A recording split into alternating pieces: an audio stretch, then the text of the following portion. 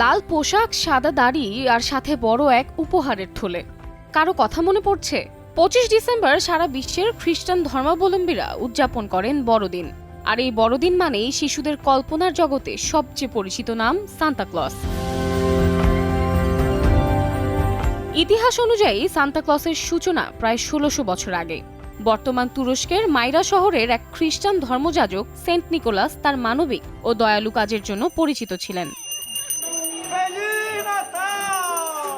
তিনি গরিব ও অসহায় শিশুদের গোপনে উপহার দিতেন, যাতে তাদের মনে আনন্দ ছড়িয়ে পড়ে।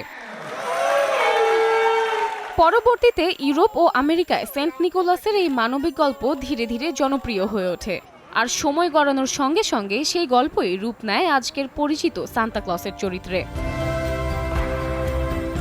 লোককথা ও বিশ্বাস অনুযায়ী সান্তা ক্লজ বর্তমানে বসবাস করেন উত্তর মেরুতে। সেখানে অসংখ্য এলফের সহায়তায় সারা বছর ধরে তৈরি হয় শিশুদের জন্য খেলনা ও উপহার। প্রতি বছর ডিসেম্বর মাস এলেই শুরু হয় সান্তা ক্লজের প্রস্তুতি। আর 23 ডিসেম্বর তিনি গুছিয়ে নেন সেই সব তৈরি করা উপহার। 24 ডিসেম্বর গভীর রাতে যখন পুরো পৃথিবী ঘুমিয়ে পড়ে, ঠিক তখনই শুরু হয় তার যাত্রা। বিশ্বাস করা হয় সান্তা ক্লজ একই রাতে সারা বিশ্বের বাড়ি বাড়ি ঘুরে শিশুদের জন্য উপহার রেখে যান। সকালে ঘুম থেকে উঠে উপহার পেয়ে শিশুদের মুখে যে হাসি ফোটে, সেটাই তার জন্য বড়দিনের সবচেয়ে বড় আনন্দ। অনেকে মনে করেন সান্তা ক্লজ শুধুমাত্র একটি কল্পচরিত্র নয়। এই চরিত্রের মধ্যে দিয়ে শিশুদের শেখানো হয় দয়া, মানবিকতা এবং অন্যের সঙ্গে আনন্দ ভাগ করে নেওয়ার মূল্যবোধ।